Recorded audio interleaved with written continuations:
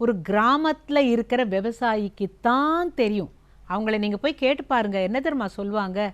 இந்த போகி அன்னைக்கு எல்லாம் கொளுத்துறீங்கல்ல, அது நீங்கள் வீட்டில் இருக்கிறத போட்டு கொளுத்துறீங்க. ஆனால் உண்மையில் அது அல்ல, காடு வெட்டி கழனியாக்குவது அப்படிங்கிறது தான் அன்னைக்கு சிறப்பு. என்ன, அந்த காட்டில் முள் கிள்ளு எல்லாம் இருக்குல்ல, அதெல்லாத்தையும் ஒன்றா போட்டு கொளுத்திடுவாங்க. அன்றைக்கி சாயங்காலம் அந்த கழனியில் தான் கழனி பொங்கல்னு வைப்பாங்க. ஆக அவங்க யாரை கும்பிடுறாங்க? அன்றைக்கி பூமியை காடு வெட்டி கழனியாக்கி அந்த மாலை நேரத்தில் பொங்கல் வைத்து, புரியுதுங்களா? அப்போ முதல் நாளைக்கு பூமிக்கு, அடுத்தது போ அப்படின்னு சொன்னேனே, அது போ சொல்லியாச்சு. போ என்ன சொன்னேன்? பொங்கல். அது யாருக்கு? வானத்துக்கு. வானம் பொய்யாமல் மழை பெய்யணும், சூரிய வெளிச்சம் நல்லா இருக்கணும்.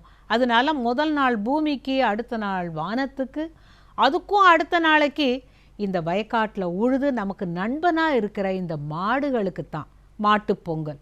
அதுக்கும் அடுத்த நாளைக்கு நாம் காணும் பொங்கல்னுட்டு இந்த கடற்கரையோரம் போய் எல்லாருக்கும் ஹாய் சொல்கிறது அல்ல. கிராமத்தில் அன்றைக்கி சந்தை இருக்கும். எல்லாரும் அவங்க பொருளை எடுத்துகிட்டு போய் காசுக்கு விற்க மாட்டாங்க, இந்த பொருளை கொடுத்து அவங்க பொருளை வாங்கிப்பாங்க. பண்ட மாற்றுங்கிறோமே, அதுதான் அன்றைக்கி நடந்தது. அதில் சொந்தக்காரங்களையும் பார்ப்பாங்க. அப்போ இன்னொரு விஷயமும் தெரியும், தை பிறந்துருச்சு, என் வீட்டில் ஒரு பொண்ணு இருக்கா, உங்கள் வீட்டில் பையன் இருக்கானாங்கிறப்பல அதுவும் பேச்சு வரும். ஆக இந்த 4 நாள் பொங்கலும் நமக்கு வேறு விதத்தில்.